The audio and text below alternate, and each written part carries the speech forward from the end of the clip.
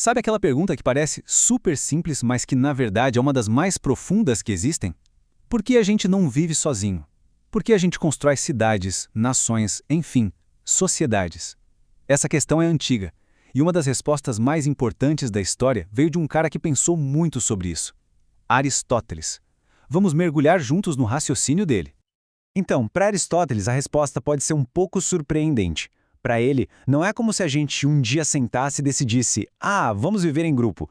Não, ele diz que viver em sociedade faz parte da nossa natureza. É um processo tão natural e inevitável quanto, sei lá, uma semente que vira uma árvore.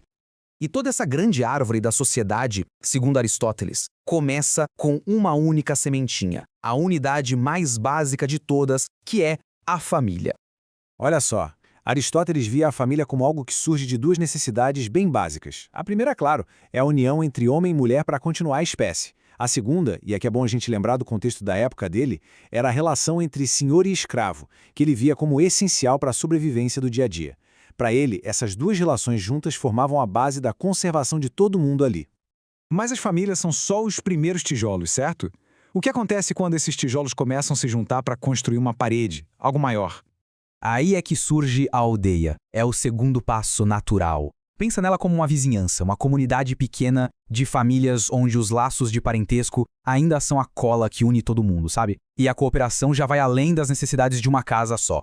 E quando várias dessas aldeias se juntam, a gente chega na forma final, no ápice da organização social. A estrutura que, para Aristóteles, permite que a humanidade realmente atinja seu potencial máximo. É o que ele chamava de Estado, ou a polis, a famosa cidade-estado grega. Deu para pegar a escadinha?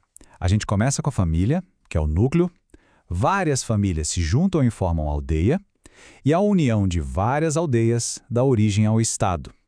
É uma progressão orgânica, quase inevitável, onde cada degrau é fundamental para sustentar o próximo. E aqui está o pulo do gato. Famílias e aldeias existem para a sobrevivência, para o viver. Mas o Estado? O Estado tem um objetivo muito mais alto: o bem viver. A ideia não é só existir, é florescer, é buscar a felicidade, a realização plena como ser humano. Tá, mas por quê? O que empurra a gente para construir essas comunidades cada vez mais complexas? Para Aristóteles, a resposta não está lá fora não, está aqui dentro, na nossa própria essência.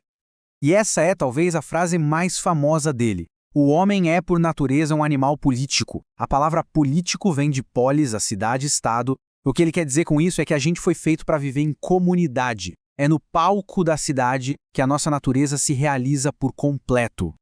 Bom, se viver em sociedade é o nosso natural, o que a gente pensa de alguém que vive totalmente isolado? A visão de Aristóteles sobre isso é bem radical. Para ele não tem meio termo. Um ser que vive completamente isolado, por natureza e não por acidente, ou está abaixo da humanidade, é um bruto, ou está acima dela, é um deus. A conclusão é forte. Ser plenamente humano é ser um ser social. Ponto. Mas qual é a ferramenta que torna tudo isso possível? O que diferencia a gente de uma colmeia de abelhas ou de uma matilha de lobos? A resposta de Aristóteles cabe em uma palavra: logos. É a razão, a palavra, o nosso poder incrível de comunicar ideias abstratas. Pensa bem, outros animais conseguem expressar dor e prazer, mas só nós, seres humanos, podemos debater sobre o que é justo e injusto, sobre o bem e o mal. É essa conversa, essa busca por um senso de moral em comum que tece o verdadeiro laço que une a família e, no fim, sustenta o Estado. E agora, para a gente fechar, vamos para a ideia final e talvez a mais profunda de todas. Uma que meio que vira de cabeça para baixo o jeito que a gente costuma pensar sobre o indivíduo e a sociedade. Parece um quebra-cabeça, né?